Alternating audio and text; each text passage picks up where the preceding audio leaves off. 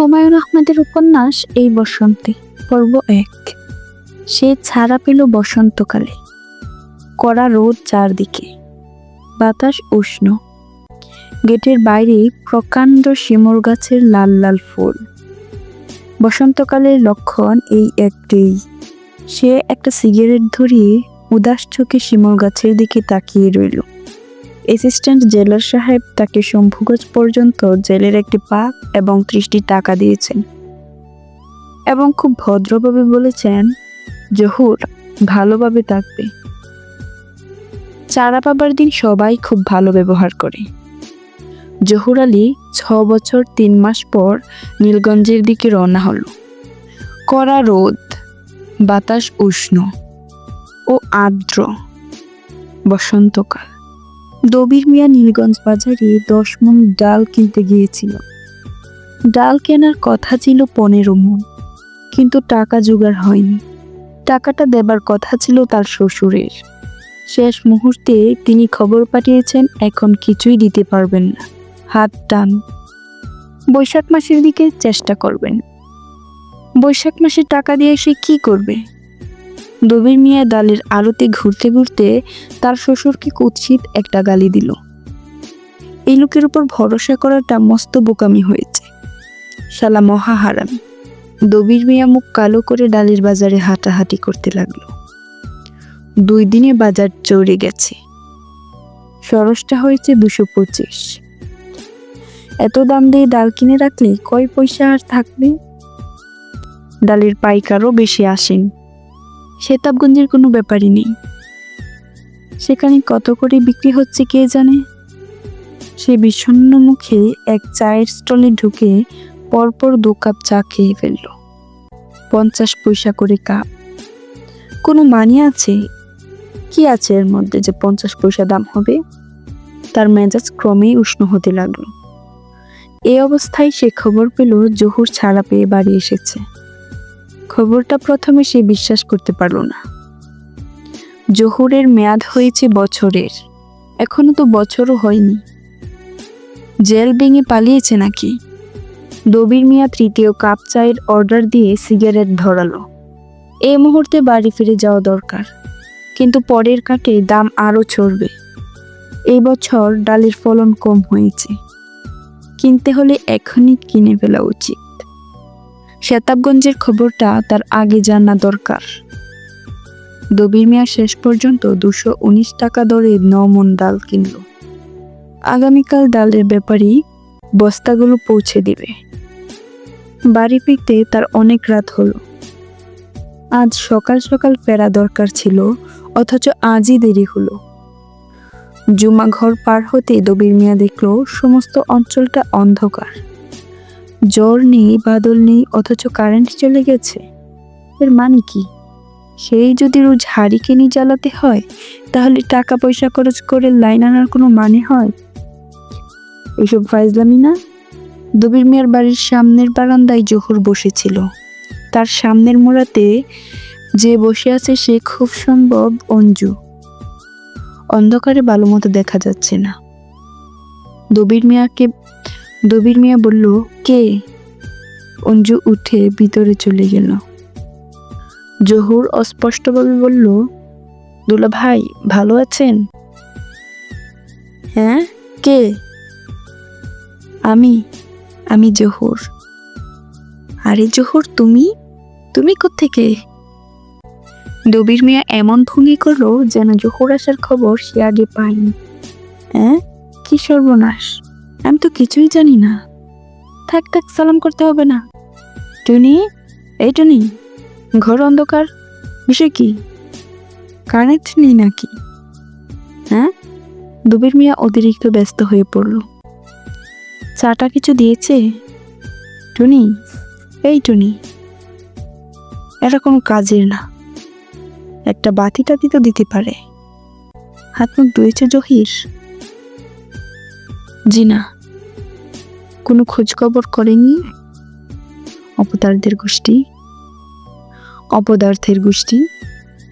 যাও গোসল করে ফেলো। অল্প পানি দিয়ে গোসল করবে, টিউবওয়েলের পানি ঠান্ডা, ফস করে সর্দি লেগে যাবে। দবির মিয়া হাসিটা মাঝপথে গিলে ফেলল। টিউবওয়েলের পানি ঠান্ডা, এতে হাসির কিছু নেই। খামাখা হাসছে কেন সে? জোহর বলল, আপনারা সবাই ভালো আছেন তো? আর ভালো থাকা দেখি। তুমি গোসল টোসল সারো, আমি বালতি গান চান। আগে বরং চা খাও, আরেক কাপ খাও। দবির মিয়া আবার হাসি গিলে ফেলল। হয়েছেটা কি তার? কথায় কথায় হেসে উঠছে কেন? টুনি হারিকেন হাতে ঢুকলো। দবির মিয়া ধমকে উঠল, অন্ধকারে বসিয়ে রেখেছিস আমাকে? বুদ্ধি শুদ্ধি কিছু আছে মাথায়? টুনি মৃদু স্বরে বলল, একটা মাত্র হারিকেন, ছোট মা আবার ফিট হয়েছেন, কপি জ্বালালেই হয়, অন্ধকারে বসে থাকবে নাকি? জহুর বলল, কোনো অসুবিধা হয় নাই দুলাভাই। বললেই হলো অসুবিধা হয় নাই? এদের কোনো কাণ্ডজ্ঞান নাই, সব কয়টা গরু। দবির মিয়া ঘরে ঢুকে গেল। অনুফা এই গরমের মধ্যে ল্যাপ গায়ে দিয়ে শুয়ে আছে। তার চুল ভেজা, অর্থাৎ মাথায় পানি ডালা হয়েছে। যন্ত্রণা আর কাকে বলে? 12 মাসের মধ্যে 9 মাস বিছানায় পড়ে থাকলে সংসার চলে? দ্বিতীয়বার বিয়ে করাটা চরম বোকামি হয়েছে। অনুফা ক্ষীণ স্বরে বলল, বাজারে এনেছ? মাছ টাছ আছে? আচ্ছা। নোকটা দাও, তাড়াতাড়ি রান্না শুরু করো। দবির মিয়া বাজারের ব্যাগ টুনির হাতে দিয়ে দিল। আয়ের মাছ আছে, কয়েক টুকরা ভাজি করিস টুনি। অনুফা ক্ষীণ স্বরে বলল, আয়ের মাছ ভাজি হয় না। দবির মিয়া ফুস করে উঠল, হবে না আবার কি? হওয়ালেই হয়। যত ফালতু কথা। বাবলু আর বাহাদুর নিঃশব্দে একটা স্কেল নিয়ে টানাটানি করছে। দবির মিয়া দুজনের কানে ধরে প্রচন্ড শব্দে মাথা টুকে দিল। দুজনের কেউই শব্দ করলো না।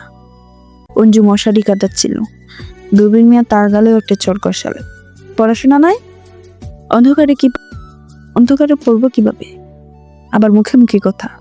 দবির মিয়া দ্বিতীয় একটি চড় কষল। অনুফা মাথা উঁচু করে বলল, এত বড় মেয়ের গায়ে হাত কেনাটাকে ঠিক? তুই চুপ থাক। তুই দোকারি করছো কেন? বললাম চুপ। অঞ্জুর গালে আঙুলের দাগ বসে গেছে। সে এমন ভাবে মশারি কাটাচ্ছে যেন কিছুই হয়নি। টুনি ভয়ে ভয়ে বলল, মাছটা মনে হয় একটু নরম। দবির মিয়ার মুখ তিতু হয়ে গেল। দেখে শুনে কেনা হয়, দেখে শুনে না কিনলে এই হয়। ইমান বলে কোনো জিনিস নেই মাছওয়ালার মধ্যে। অনুফা ক্লান্ত গলায় বলল, কয়েকটা লেবুর পাতা দিস তরকারিতে। মামা, আপনার গোসলের পানি দিয়েছি। জহুর দেখলো এই মেয়েটি ঘুরে ফিরে তার কাছে আসছে। কথা টথা বলতে চেষ্টা করছে, অন্যরা সবাই দূরে দূরে। এই মেয়েটির খুব কৌতূহল। মামা, আমি কল টিপছি, আপনি পানি ঢালেন। কল টিপতে হবে না, তুই যা। অঞ্জু মামার কথায় কান দিল না। তুই কোন ক্লাসে পড়িস? Class 9, science group. আর টুনি? বড়পা পড়া ছেড়ে দিয়েছে। মেট্রিক পাশ করতে পারে নাই, তাই বাবা বলল আর পড়তে হবে না।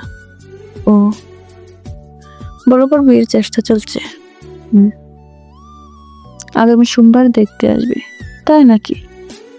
জি। বড়পার ইচ্ছা নেই বিয়ের। ইচ্ছা নেই কেন? কি জানি কেন, আমাকে কিছু বলে না। না বললে কি আর জানা যায় মামা? জহুর আর জবাব দিল না। টিউবওয়েলের পানি সত্যি সত্যি ভীষণ ঠান্ডা, শরীর কাঁপছে। অঞ্জু মৃদু স্বরে বলল, মামা, তুমি এখন কি করবে? কিছু ঠিক করি নাই।